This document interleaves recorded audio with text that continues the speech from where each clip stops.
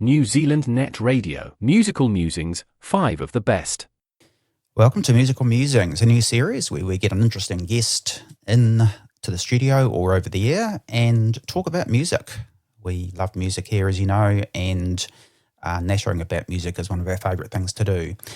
Our first interesting guest is Mr. Ken Cheshire. I know Ken from a long period of watching the YouTube channel The Music Den and always enjoy his ruminations on the subject of music. And he's going to be introducing 5 of his favourite tracks from an 80s band today. But first of all, let's meet Ken. Ken, how are you doing? I'm doing fine, my friend. You said interesting, so no pressure? Yeah. Yeah, that's right. The pressure's really on here. No, I'm sure we'll be fine. A gentle yak will be fine. That's fine. So before we get going, seeing as it's your first time on the show, just tell us a bit about yourself, where you're from and your background. Okay. I am an old man by now. I was born in 59. So the 70s were my high school years. The 80s were my college years. Good decades for music. And even though I grew up in a very rural area of North Florida, out in the woods, I was always on the search for music. Um, it's always been my greatest love, to the point that after graduating high school, I would move on and study it in college. Got 2 degrees. I'm currently living in South Louisiana, 2 hours west of New Orleans. Been here since graduate school. So kind of settled in and connected with you and several other friends on X. It's how I met Armando from the Music Den.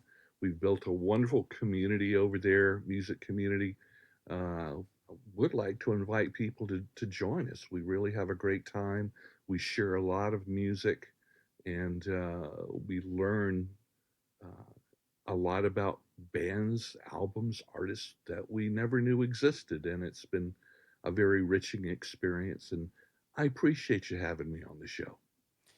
Yeah, well, thanks, Ken. It's an honour to us to have you. And yeah, there's a great community on X there. And also listening to the music then and just hearing the various guests Armando has on there.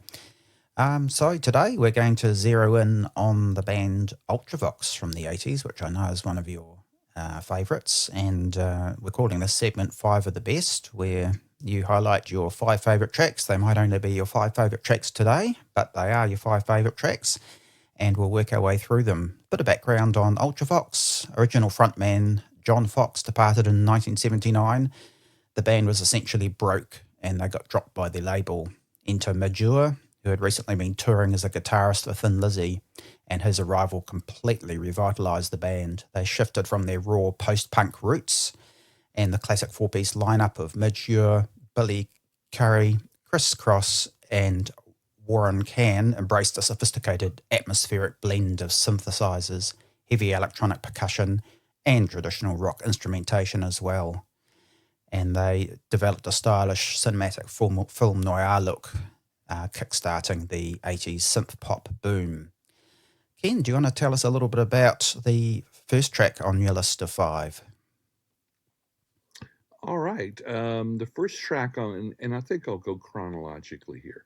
The first track is from Vienna, which is probably, arguably, their most famous album from 1980. It's also their breakout album. And the song I'm going to go with this time is called Passing Strangers. It's a great melodic mid-tempo song. One thing I love about Midge Ure is his vocals are very emotional. A lot of electronic bands at the time focused more on the electronics than anything else. And between his vocals and his guitar playing, that's what really made Ultravox stand out for me. And Passing Strangers, it's got a wonderful sense of alienation and fleeting connections in the subject matter. And the music just clicks with the lyrics so well that it's a standout. But I love the whole album. Yeah, it definitely is. I think it was the second single, quite different to Vienna, isn't it? With the Oh guitar yeah, and that little bit of a post-punk feel still there. yeah, and one of the things that also they really took advantage of is Billy Currie, not only playing synthesizers, keyboards, but also the violin and viola. Mm, It gave it that more of a new wave Renaissance feel that I like to think of it.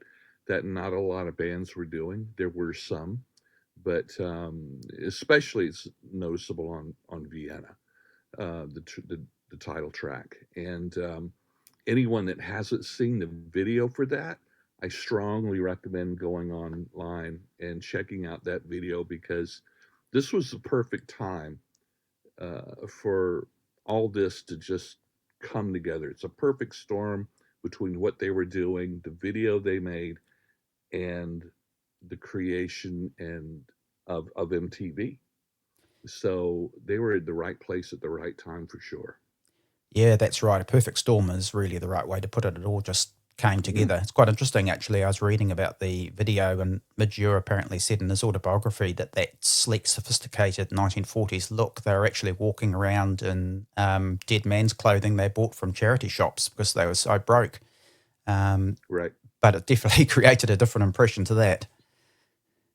Yeah, absolutely. And the album can almost be looked at on the whole as kind of a Phoenix album because the band before Midge Ure joined was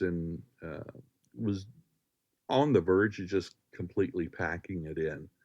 And I think it's amazing that he played, within Lizzie. Unfortunately, there's not a lot of recordings of him with the band. It's Right. it's an interesting combination, It is, yeah. uh, but he's an incredible artist and is well, obviously I'm talking about him so much, but anyway, yeah, Passing Strangers from Vienna just really clicks all the bells for me. Right. Let's kick it off now on New Zealand Net Radio.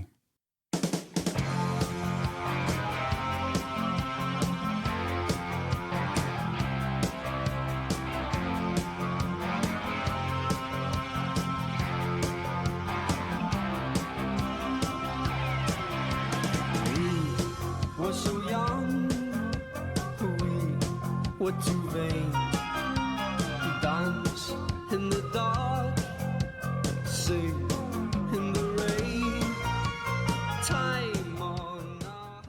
Next album with Midge and Rage in Eden from 1981. What's your track off this one, Ken? I'm going to go with Thin Wall off of this album. It's the first of two singles off the album. It reached number 14 on the UK charts. It's pretty good. It's got a incredible pulsing synth bass, the driving beat, and subject wise, I think it's interesting. I interpret it as being related to societal pressure, Mm-hmm. maybe paranoia. You use they use the phrase for those who feel their backs against a thin wall. Mm-hmm. It's dark, but it's catchy, which I think is a very interesting dichotomy in music. But the production value and the sense of tension just really cranks it up for me. And yeah, I think it was a good choice for a single, especially to lead off the first single off the album. Yeah, it really made an impact, didn't it? It got to number 22 in New Zealand too, and it showed Oh, that, okay, good. yeah, it wasn't just a flash in the pan with Vienna. They'd sort of hit onto a successful formula there, really, eh? Speaking of Yeah. production values, I was reading that it was co-produced by Connie Plank, who was a big figure in the krautrock rock scene. She worked with Kraftwerk. Right. But I love that comment you make there about the dichotomy, between the upbeat, catchy tune, that driving drum beat under Sure. everything, but then the quite challenging lyrics. Well, exactly right. The juxtaposition between the music feel, whether it's upbeat or whatever, uh, and the darkness of lyrics isn't unusual for this time because there was a lot of especially electronic, goth rock and stuff, that element of new wave. But like I said, with Midge Ure's guitar work and especially his very expansive vocals just really gives it a whole nother feel. So you've got the angst, for want of a better word, but then there's something in that soaring music that still communicates hope and positivity amongst that, if that's where your mind is going. And plus, it just, makes your toe tap and want to shake your butt. So what can I say? Yeah. It's quite a special combination. Right, thanks, Ken. Here's The Thin Wall off 1981's Rage in Eden album.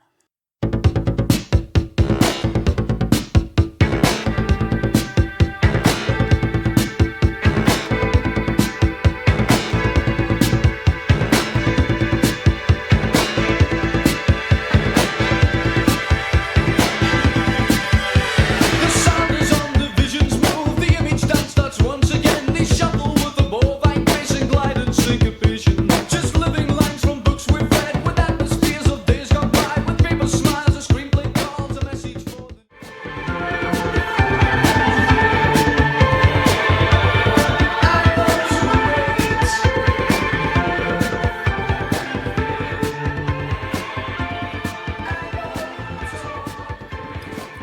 The Thin Wall there from 1981.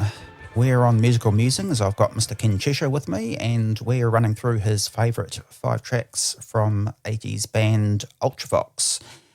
And right, we've got through 1981 now with The Thin Wall, and we're on to 1982 and the album Quartet. What track have you chosen there, Ken? From Quartet, I'm going with the song Hymn. It's a fascinating song and album in general. After all, they went from the previous producer to George Martin on this. And I think it's really noticeable. Yet, uh, like the Beatles and other artists that Martin produced, he didn't try to shape the band into something to match his taste or his style the way Yeah. some others did. I think of Todd Rundgren as a producer. There were so many great albums of other artists that he produced, but you can almost always tell, Yes. his production style, his mixing style, and whatever. George Martin always looked at the artist and just tried to bring the best out of what they are. And so, but anyway, I choose him. It's the second single off the album.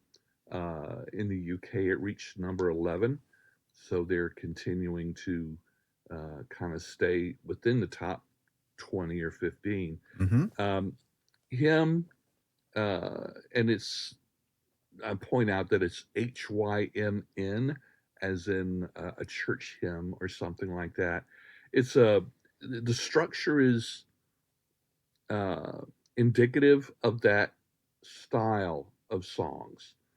Powerful chorus, and even though Midge Ure is never proclaimed, or at least not that I've read, to be Christian or specifically religion oriented, this song has a lot of, I think, influences on that style of music.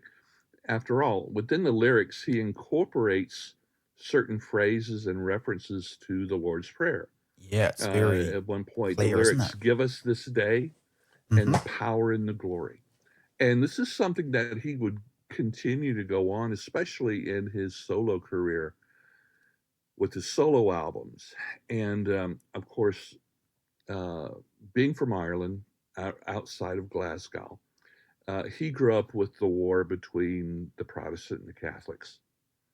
So I think to him, the concept of religion is an element of tension, Mm. between that. But I think he does seem to have a sense of a higher power.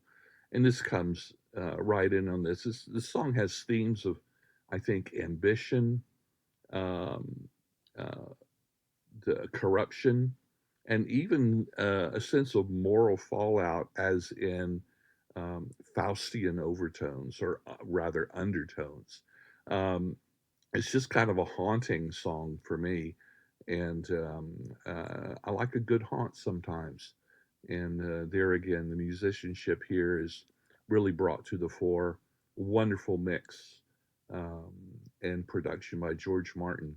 This album was my entrance into Ultravox, Right. Yeah. so I would go back and revisit the previous albums, um, and keep going with it. Yeah, it certainly didn't really get to any more of a pinnacle than this, put it that way. It's interesting you Yeah. mentioned the Faustian theme there too, because the music video had this diabolical figure offering contracts to the men, Mm-hmm. and so they really did carry that through. And George Martin's production's Absolutely. amazing, he sort of stripped it back and got all the synthesizers acting together. Yes. Yes. I think it's very clever when you get a producer like that who, as you say, doesn't try to impose himself too much. I mean, he did make a difference to their sound and led them in a direction they probably wanted to go anyway, simplifying things slightly. But at the same time, as you say, he didn't impose himself and, I don't know, try and get them to become the Beatles or something. Well, that's right. And as a producer, it's my understanding that uh, a large part of his job was for the band to say, "We want this to happen," or "How can we make this happen?" And he would find a way to make it happen. And there's plenty of examples, of the Beatles that, if they'd gone through a revolving door of different producers, like a lot of artists back then, Yeah. we wouldn't have what we have now. And so, yeah, the kind of strip back, pulling it, making it a tighter sound, especially when you've got that many members of the band that are really good electronics. Yep. But here again, Midge Ure's guitar work overall just really transcends that electronica sterileness, because he's a very underrated guitar player. And I'm glad he's still recording and touring now. Yeah, that's right. And it's great that on this album that was able to break through the mix and to be something visible.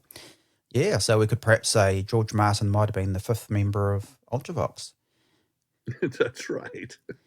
Great. Well, let's have a listen to him spelt H. Give us this day all that you showed me, the power and the glory, till my kingdom come.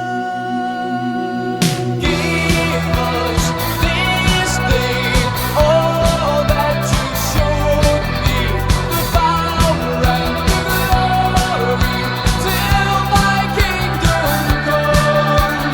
Give me all the storybook told me, the faith. Give me all the storybook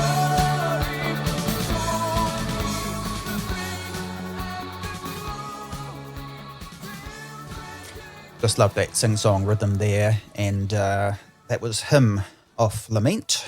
This is 5 of the best.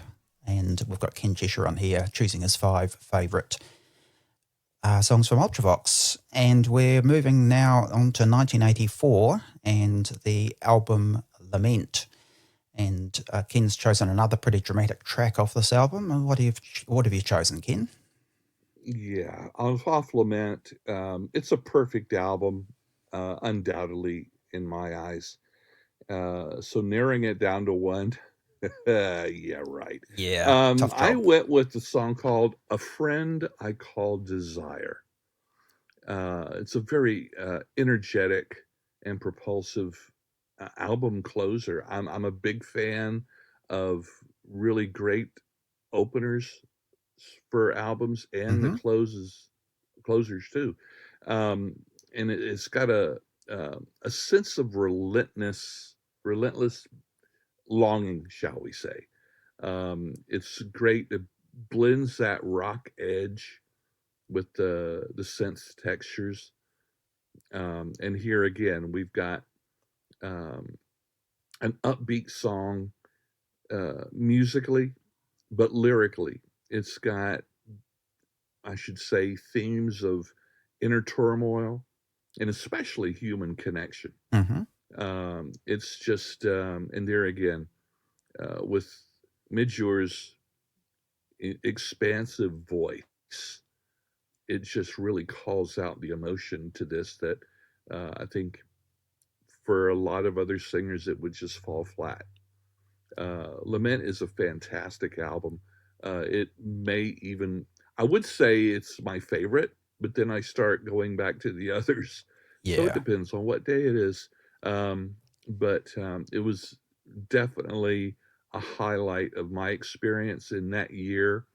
I was going away to college, and music in college hits differently Yeah. because you associate it with friends and living in dormitories and classes and stuff like that, and it just really has a really close connection to me for during those '80s college years.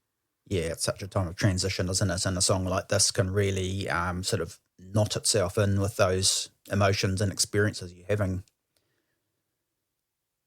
Well, that's right, and because a large part of the college experience for people is finding out where you belong in the world. Mm-hmm. And so themes like this and some of the other tracks on this album really fit in with that, trying to figure out who you are, how to relate to other people, and who you want to be. And especially if you don't feel that that is who you are, then how you can make a change in your life to become that person that you want to be, that better person. But and that involves a lot of conflict, that inner Yeah. turmoil that this song represents. Yeah. Not an easy process. I think it's a really No, cool, not at all. yeah, cool song too. You know, like I love an album that starts with a real banger and that really engages you. But so often Oh, sure. albums Oh, kind of yeah. peter out at the end, don't they? And I think Well, that's right. you can say anything but And that on this in this case. oh, yeah. And on the Music Den videos that we do, um, I like to specifically point out the albums that we talk about and focus on the opening and closing tracks, and how a really good closing track will tie everything up in a bow.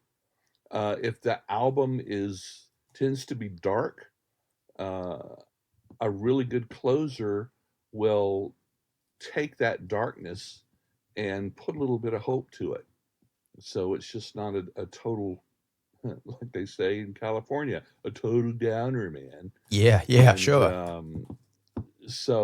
yeah, sequencing of an album is crucial, and and I think that's why a lot of albums will fall flat as a whole, at least in my experience, because I grew up in a time when there wasn't streaming. I would buy an album based on one song I heard off the radio, and and hopefully the rest of the album is good too. It was such a That's crapshoot, wasn't it, back in those days? Oh yeah, it was a whole nother world when it comes to discovering music. I've been very fortunate in kind of getting a good idea based on one song, whether I really want to invest in an entire album or at least in those days, a lot of record stores had little listening areas where you could put on an album in headphones and try it before you Mm, buy it. yeah. And I've been very fortunate. There have been very few albums that I have regretted purchasing because there was only one good song on it. But it happens. Yeah, that's right. It's a bit of a judgment call.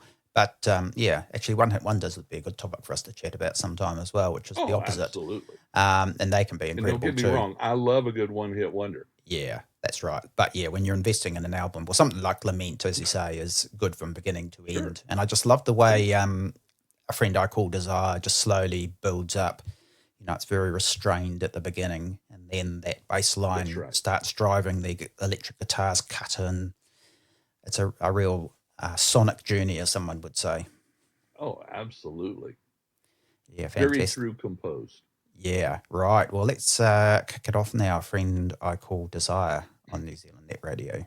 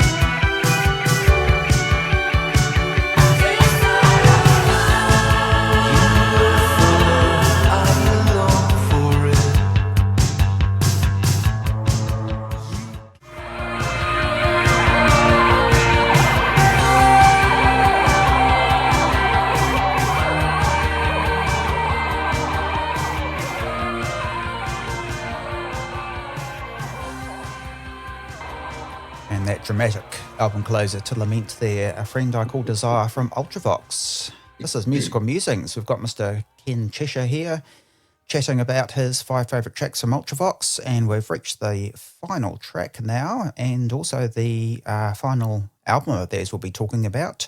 We're on to 1986, and what song have you chosen here, Ken?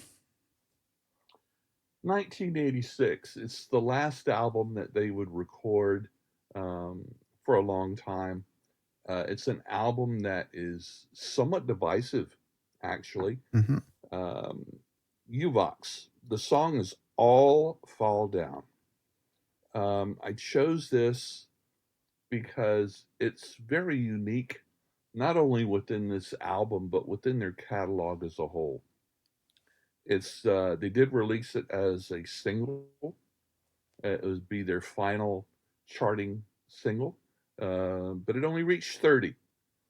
You'll find if you look at the stats as each album released, the albums would continually drop slightly with each album as far as the ratings in the UK for the album. But this song in particular is very different. It uh, it is a very anti-war song, which is not unusual for Uvox, for Ultravox. There are those elements on Lament, but the song is really, I would say, folk infused. Sure. And to do that, they brought in the chieftains. Now, Right. if one doesn't know who the chieftains are, they are a traditional Irish or Celtic band that play authentic instruments. You know, with the flute, the fiddle. You know, just that what you would consider old-fashioned Irish folk music. And they brought them in on this song, and it really stands out because this is not heavily laden with synthesizers. And there's a lot of times in my mind that I, not thinking too closely, I associate this with more of his Midge Ure solo albums that came afterwards, to where he would embrace uh, his roots musically. Um, so it blends that synth-based style with the Celtic elements, and the result is for me, is very moving, despite the stylistic departure from their standard sound. It's got a strong melody, um, uh, very thoughtful, yet straightforward lyrics at the same time. like I said, this points in the direction of what Midge Ure would do in his solo catalog, and he did, I believe, 8 solo albums to this day, and it's a standout track. The album I still love. They get a lot of blowback for this album because they brought in, horn section on some of the songs and background singers and stuff like that. But it still has that driving guitar, that electronic undertone. They had the drummer had left at this point. Khan had left, and they brought in another drummer. But I don't think it's really that noticeable. It's still a very strong rhythmic album, but All Fall Down just really it stands out. It reaches out and it grabs you with that Celtic tradition. At least it does me, because Ireland is part of my family background, and I've always loved that music. So yeah, Yeah. All Fall Down. It's a no-brainer for me. Yeah, no, really good choice actually, and it was still a reasonably big single, although not as big as their previous ones. But it's cool that they were still trying to experiment, and they weren't just staying with the synth pop. And it's quite interesting because I've read a couple of reviews of this album, and they're saying, oh, tired old synth pop, everyone was sick of it by this time, and that's why they petered out. But in fact, it was they were continuing to innovate and change and tweak things, and Well, they um, would have to by this time. This is '86. yeah, Music was changing. The landscape was changing, and this is where a lot of bands. This is why they kind of fade away, because some bands can transition over a long period of time into the styles that are become more vogue and popular. But I think for their sound, this was a logical stopping point for them.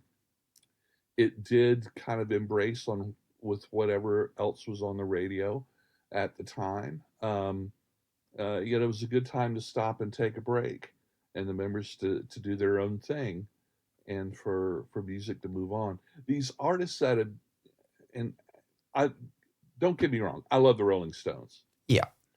but but for me, as far as original music and albums, they lost me in the '60s, and the exception being, just the random track. But for the albums, it's like, no. But at the same time, they're such a big artist that they can bloody well do what they want to do, and and more power to them. They've done that. But I think this album is a wonderful closure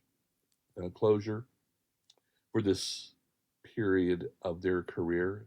These 5 albums are just stand out historically. Um, the 3 reunion albums aren't bad either. I was been listening to them over the last week, and they Yes. do stand up really quite well. Being true to their own tradition, not trying to appease the record company with singles and hits. And I always highly respect a band that does that. But yeah, I'm It, rambling, but yeah. All Fall Down, that says it all for me. Yeah, no, that's excellent. No, it's a beautiful song, and you have to think perhaps their band tensions might have contributed to why they finished it off after this, and maybe being a bit disheartened with not performing as well on the charts. Who knows? But it definitely wasn't a massive decline or something. In fact, I think it stands up pretty well. I mean, probably slightly below some of their others, and All Fall Down is definitely a really compelling song. Well, I'd like to thank you for coming on the show today, Ken. It's been absolutely fantastic to have you, and I hope we'll have many more fruitful discussions on here. People can watch you on the Music Den on YouTube. Just search for the Music Den 4696, and they can find your next too, can't they, Ken? What's your handle on there? My handle on X is KL Cheshire, or you could just search for Old Curmudgeon Music Geek, That's and right. I am there. I post a couple of daily uh, music challenges. Like I said, we're part of a good community over there. We welcome everyone no matter what your music taste is. I appreciate you having me on the program and talk about a band that I love, one of many. Um, I really appreciate your radio station, that we can listen to it over the internet, far away as we are here. Yes, it's pretty cool how the world's come together, isn't it? Okay, thanks, Ken. And Absolutely. let's sign out with Ultravox and all